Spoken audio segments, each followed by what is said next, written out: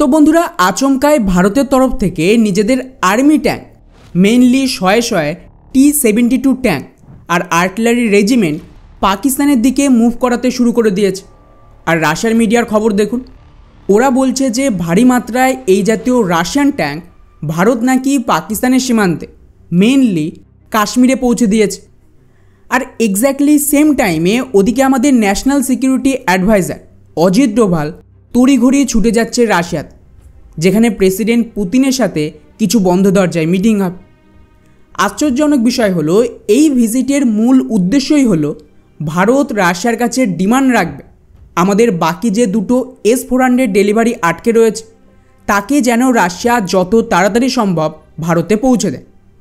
অর্থাৎ ডেফিনেটলি এখানে বড় কোনো অ্যাকশান হবে, যাতে আমাদের অতিরিক্ত এমার্জেন্সি এয়ার ডিফেন্সের প্রয়োজন রয়েছে। এখন যেই ভারতের তরফ থেকে নিজেদের ট্যাঙ্ক পাকিস্তানের বিরুদ্ধে মোতায়েন করে আর অতিরিক্ত S-400 খবর আসে, ইমিডিয়েটলি পাকিস্তান কী করে দেখুন, আবারও ভারতের জন্য নিজেদের যে এয়ার স্পেস আগামী মাসের জন্য সম্পূর্ণ বন্ধ করে দিয়েছে। আর এই সেম কাজ ভারতও করেছে। ফলে এটাই কিন্তু জল্পনা বাড়িয়ে দিয়েছে যে আগামী মাসেই তাহলে কি বড়সড় পাকিস্তানের ওপর অ্যাটাক শুরু করবে ভারত। কারণ আপনারা একটু নিজেরাই যদি এই সমস্ত ডটগুলো কানেক্ট করার চেষ্টা করেন তাহলেই বুঝতে পারবেন, এর আগে যখন অপারেশন সিঁদুরের প্রথম ধাপের অ্যাটাক হয়েছে সেই সময়ও কিন্তু পাকিস্তান নিজেদের এয়ার স্পেস বন্ধ করে দেয় আর ভারতও সেম কাজ করে। আর এক্স্যাক্টলি তারপরেই 7 তারিখ রাত ভারত অ্যাটাক করে।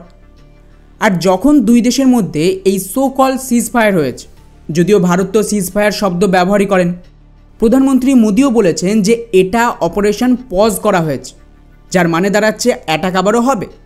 আর তার ঠিক পরের দিনই খবর দেখেন, পাকিস্তান আবারও নিজেদের এই সিজ ফায়ার হওয়ার পর এয়ার স্পেসকে খুলে দিয়েছিল।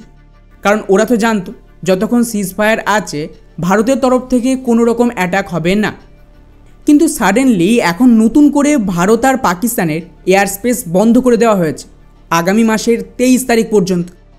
আর এই তারিখটার উপরে নজর রাখবেন, এটা খুবই গুরুত্বপূর্ণ। যদি আপনারা ডক্টর অঙ্কিত শাহকে ফলো করেন, উনি নিজেই গতকাল একটা টুইট করেছে, যেখানে ওনার দাবি 23শে মে এই তারিখেই কিন্তু ব্রিটিশ ক্যাবিনেট ভারত ভাগের বিলকে অ্যাপ্রুভ করে। অর্থাৎ এই তারিখেই ভারত ভাগের ইতিহাস লেখা হয়। আর সেই দিনই ভারতের তরফ থেকে পাকিস্তানের জন্য নিজের এয়ার স্পেস বন্ধ করা হলো। এবং তার সাথে আগামী মাসের 23শে জুন পর্যন্ত এই এয়ার স্পেস বন্ধ থাকবে, যেটা এগেন একটা ঐতিহাসিক দিন। 23শে জুন কিন্তু সেম দিন যেদিন জম্মু কাশ্মীরের পুলিশের আন্ডারে শ্যামাপ্রসাদ মুখার্জি, যিনি পশ্চিমবঙ্গকে পাকিস্তানের হাতে যেতে দেননি এবং অখণ্ড ভারতের জন্য লড়েছিলেন, তার রহস্যময় মৃত্যু হয়ে যায় হার্ট অ্যাটাকে, বা বলা ভালো তৎকালীন সরকারের তরফ থেকে এনাকে মেরে দেওয়া হয়। ফলে যেভাবে বিজেপি সরকার সমস্ত ঐতিহাসিক ডেট ধরে ধরে এক এক করে অ্যাকশান নিচ্ছে, তাতে এটা তো পরিষ্কার যে 23শে মে থেকে 23শে জুন কিছু একটা তো হবে। আর শুধু তাই নয়, এই আগুনে ঘি ঢেলেছে প্রধানমন্ত্রী মোদির একটা কাজ। সাডেনলি যখন ভারত নিজেদের ট্যাঙ্ক পাকিস্তানের সীমান্তে আর LOCতে মোতায়েন করছিল, ঠিক তখনই খবর আসে প্রধানমন্ত্রী আচমকায় রাজস্থানের কর্ণী মাতা মন্দিরে গিয়েছে। আর এটার কিন্তু মারাত্মক লিঙ্ক রয়েছে পাকিস্তানের অ্যাটাকের সাথে। এমনটা মান্যতা রয়েছে যে যখন যখন পাকিস্তান ভারতে অ্যাটাক করেছিল, সেই সময় ওদের যে সমস্ত শেল বা মিসাইল এই মন্দিরের চত্বরে অ্যাটাক হয়, তার একটাও ব্লাস্ট হয়নি বা ফাটেনি। এবং এই মন্দির আজও সুরক্ষিত রয়েছে। তাই এই সমস্ত শেল আর মিসাইলকে আজও কিন্তু মন্দিরের সামনে রাখা রয়েছে। লোকাল বিশ্বাস অনুযায়ী যেহেতু এটা আমাদের 51টা শক্তিপীঠের একটা গুরুত্বপূর্ণ পীঠ, আর ইতিহাসে বলা আছে এখানকার রাজারা যুদ্ধের আগে এই মন্দিরে পুজো দিয়ে তবেই লড়ত, এবং বলা হয় যে মা তাদের সাম্রাজ্য বিস্তারের জন্য সাহায্য করেছিল।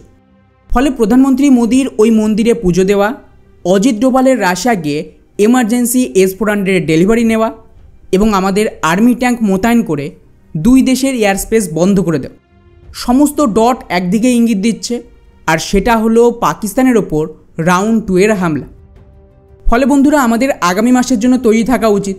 এবারের হামলা নিশ্চিত আগের তুলনায় মারাত্মক বড় হবে আর ডিস্ট্রাকশান আরও বেশি হবে, যাকে পাকিস্তান ঠেকানোর মতন অকাত রাখেই না।